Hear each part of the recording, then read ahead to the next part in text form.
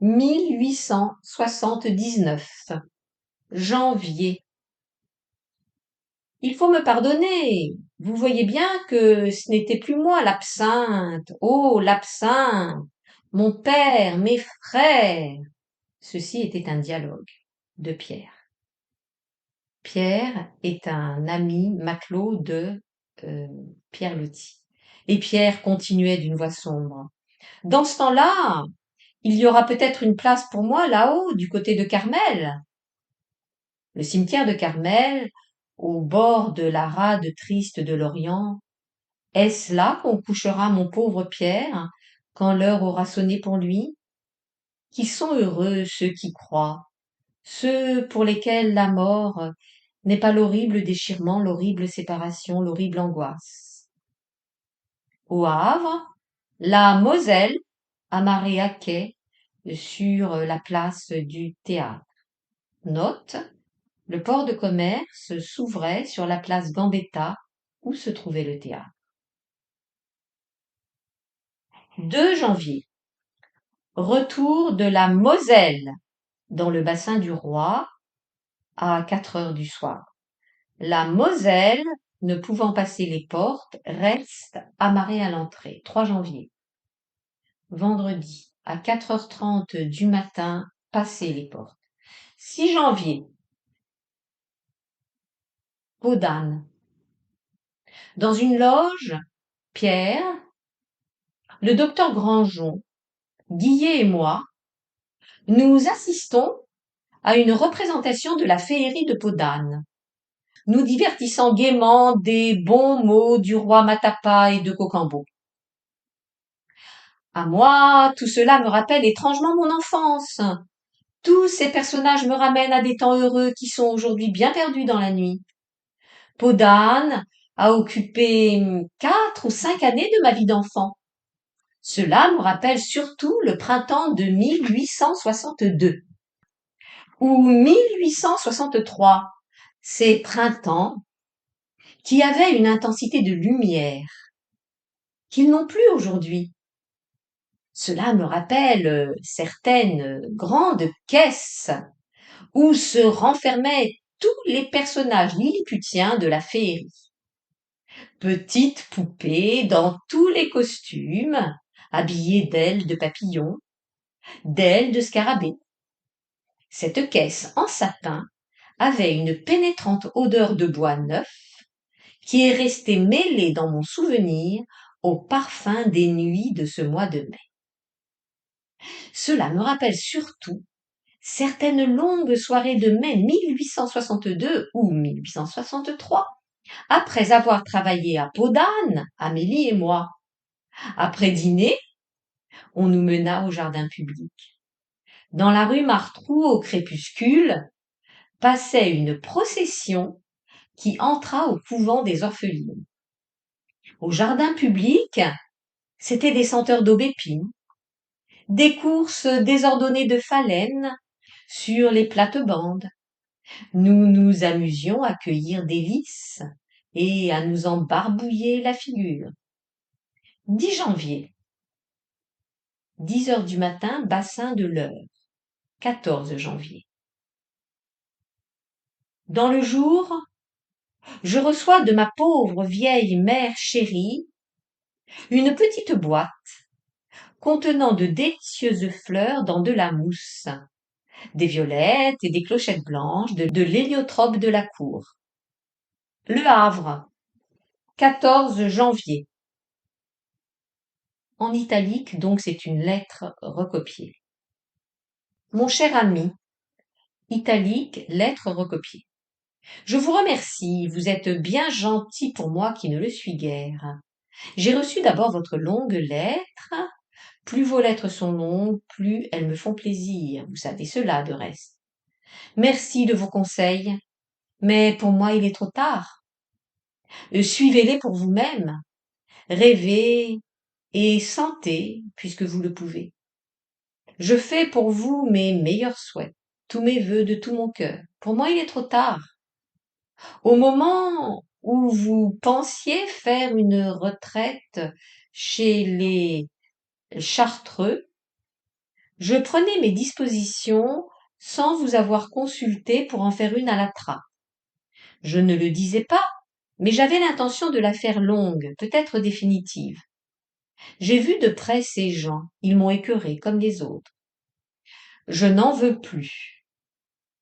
Tous mes projets d'avenir se résument en 2 capsules d'acide cyanhydrique concentré que je vais me procurer à grand-peine. Ce ne sera pas pour tout de suite cependant. J'ai plusieurs choses à faire avant, et vous me reverrez peut-être. C'est aujourd'hui le 14 janvier. J'ai 29 ans aujourd'hui, et on s'occupe de me marier. 19 janvier. 8h30 du matin, départ du Havre. 9h20 du soir, arrivée à Cherbourg. Mouillé en rade. 20 janvier. La Moselle rentre dans le port le matin. Le soir, nous prenons logis, Pierre et moi, dans la rue du Chantier. Mercredi 22. Dîner avec Guillet, Pierre et Fouché. Départ des hommes congédiés. Jeudi 23. Nous changeons de logis et nous installons 35 rue de l'Abbaye. 28 janvier, 4 heures du soir. Pierre part en permission de 10 jours pour l'Orient. La Trappe, Notre-Dame de Grâce, dimanche 2 février.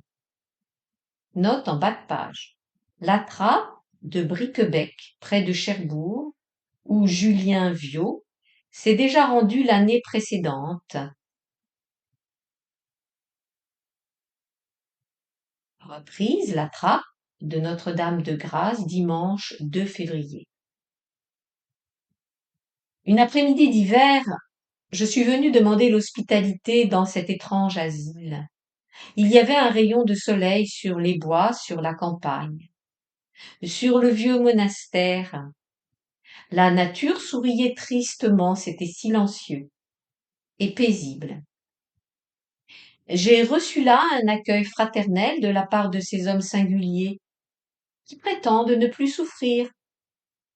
Le supérieur du couvent, homme jeune encore en robe blanche, avec la croix et le cordon violet des évêques sur la poitrine, vint lui-même me conduire dans la cellule qui m'était destinée. Il ouvrit la fenêtre et me montra la campagne triste, des collines, des arbres et un vieux donjon noir. Puis il s'assit près de moi et se mit à causer longuement, avec un charme et une douceur extrême. Il y a là des gens absolument charmants, qui ont assez souffert pour me comprendre, qui m'ont accueilli avec une bienveillance et une cordialité touchantes. Mais je vois trop clairement l'inanité de leurs moyens, même pour endormir un instant la douleur. Et puis c'est trop sombre aussi, même en passant pour moi qui n'ai pas les croyances qui les soutiennent à peine. Tout le jour, toute la nuit, des chants funèbres à faire frémir, des figures de l'autre monde, de vraies processions de revenants. On n'a même pas le sommeil, qui est partout la consolation des malheureux. Et puis ce froid humide et glacial, ce ciel noir des hivers de la Manche, l'obscurité en plein midi et le vent qui gémit tristement dans les longs couloirs sombres. C'était à l'office de nuit. Les moines, prosternés dans l'obscurité, chantaient à l'unisson leur éternelle litanie. J'étais plongée dans une sorte d'état neutre qui n'était ni la veille ni le sommeil. Je suivais machinalement leurs chants tristes. Un souvenir, déjà lointain, vint tout à coup me mettre une angoisse au cœur. Ma chambre blanche de Saint-Porcher, note, chez sa sœur Marie, que je ne reverrai plus, et le rossignol qui chantait ses printemps d'autrefois, dans le grand abricotier, sous ma fenêtre. La Trappe de Notre-Dame de Grâce, 5 février, 3 heures du soir. Mon cher ami. Note, lettre adressée sans doute à Pluquette, comme la précédente. Je veux vous remercier de votre bonne petite visite. Elle m'a fait grand plaisir, je vous l'assure. J'ai peur de vous avoir drôlement reçu, mais vous avez vu comme on est peu libre ici. Aussitôt votre départ, le frère du parloir est venu s'excuser de n'avoir pu vous promener dans le cloître. C'était une heure interdite par les règlements du couvent. Il pensait que vous seriez resté pour le repas du soir. Je regrette de n'avoir pas insisté pour vous retenir. C'est si triste ici que j'ai craint de vous ennuyer. En entendant tomber cette pluie, je suis désolée de vous savoir sur les routes, surtout si vous manquez le train. Je vous suis bien reconnaissant de la corvée que vous vous êtes imposée et eux, pour venir me voir. J'aurais besoin de bruit et de mouvement. Ce n'est point par pure fantaisie que je suis venue me retirer dans ce lieu triste. Je désirais quelques jours de paix et de recueillement. J'ai beaucoup réfléchi et même un peu pleuré, ce qui eût été stupide ailleurs qu'à la trappe, mais ce qui m'a fait du bien. Je vous serre la main affectueusement. Je regrette votre prochain départ. Bien à vous, Julien Viau. La trappe, 5 février. Italique, donc c'est une lettre. Ce couvent, contre lequel tu as une antipathie, note en bas de page, tu, lettre à sa sœur, datée de février 1879, avec quelques variantes en réponse à celle de Marie. Ce couvent contre lequel tu as une antipathie si grande a au moins cela de bon, c'est qu'on y jouit d'une tranquillité et d'un recueillement profond. J'ai beaucoup réfléchi depuis que j'y suis entrée. Je me suis dit, chère sœur, que j'ai bientôt 30 ans, que le temps de la vie s'en va bien vite pour nous tous, que les moments que nous passerons ensemble sont plus que jamais comptés, qu'il ne faudrait pas les laisser perdre si nous les trouvons précieux. Chère petite sœur, veux-tu que nous ayons la paix complète, la paix d'autrefois? Je te le demande aujourd'hui avec une émotion sincère, en pleurant. Je serais incapable peut-être de te le demander une seconde fois, si tu refuses ou si tu y mets des restrictions. Si tu as contre moi de si terribles griefs, oublie-les. Je t'assure que toi aussi, tu m'as souvent bien cruellement mortifié. Je mérite de l'indulgence parce que je souffre étrangement. La situation qui m'est faite sur la terre, tu le sais, n'est pas comparable à la tienne. Veux-tu que tout soit fini? Veux-tu m'écrire une bonne lettre sans arrière-pensée? Il y a bien longtemps que je n'en ai reçu. Je t'embrasse, Julien. La Trappe, 6 février. Écriture droite, le journal. Seul, pendant de longues heures dans ma cellule de la Trappe, je promène sur le passé un regard lent et sombre. Les plus lumineux de tous mes souvenirs, ceux qui rayonnent le plus dans le lointain mystérieux, ce sont ceux de mon enfance. Avant de mourir, je veux les écrire. Il me semble qu'en écrivant on fixe l'existence fugitive, qu'on lutte contre la force aveugle qui nous emporte vers le néant. Samedi 8 février. Je sors du couvent, avec un singulier besoin de mouvement, de bruit, de liberté. Il fait presque beau dans les bois. Je cours comme un enfant le long des chemins, chantant et sautant les fossés. Bonheur de fumer une cigarette et de boire du cidre dans un café de bric-bec. Pierre arrive aussi de Lorient. Nous nous retrouvons ensemble dans notre logis de la rue de l'Abbaye. Cherbourg, 9 février, italique. Mère chérie, j'ai fait hier au soir ma réapparition dans le monde des vivants par un souper très laïque et une soirée très bruyante. Je t'en informe de suite pour te rassurer. Les gens de la Moselle ont fêté mon retour comme une résurrection, et mon séjour à la Trappe ne me laisse plus que le souvenir d'un rêve noir et saugrenu. Cependant, je suis partie en promettant au Père supérieur de revenir.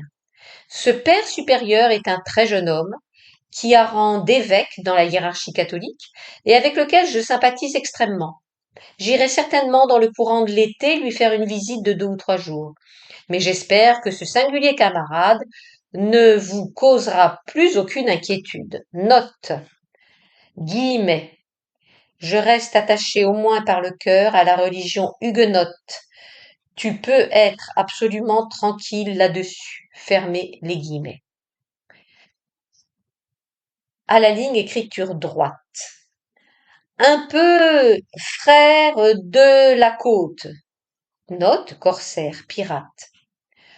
Le docteur Grandjon et moi, un peu attifés en forbant quelquefois, un peu trop à l'aise dans certains estaminets de marins des ports de commerce où notre grade n'est pas connu. Pierre, avec son grand sang-froid et sa carrure d'athlète, Grandjon, avec son aplomb souriant et tranquille, moi, tel que je suis, nous trois formant un trio très uni, capable ensemble d'une foule d'expéditions singulières et fantaisistes.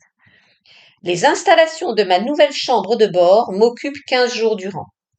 Madame Jeanne Latrobe, note, épouse du lieutenant de vaisseau Latrobe, lui aussi à bord de la Moselle. Madame Jeanne Latrobe préside à ces arrangements et décide que les murailles seront peintes en blanc crème avec filets roses. Les draperies, rideaux et portières, dans le goût oriental, donnent un certain charme à ce réduit. La présence de Madame Jeanne Latrobe, qui y a presque élu domicile, y apporte un parfum de boudoir. Quelle mortelle tristesse ces soirs d'hiver de l'hiver de Cherbourg. À la tombée de la nuit, quand le vent de la Manche souffle sous ma porte, quand la voix des matelots qui passent sous mes fenêtres m'arrive en murmures confus et monotones, quand les cabarets pleins de cidre normand allument leurs lanternes dans le brouillard froid de la nuit, Stamboul, les belles nuits étoilées du Levant, les nuits d'été de Salonique, l'air tiède et parfumé, les chants de cigales dans la campagne, la route de Monastir, les ivresses passées qui ne reviendront plus.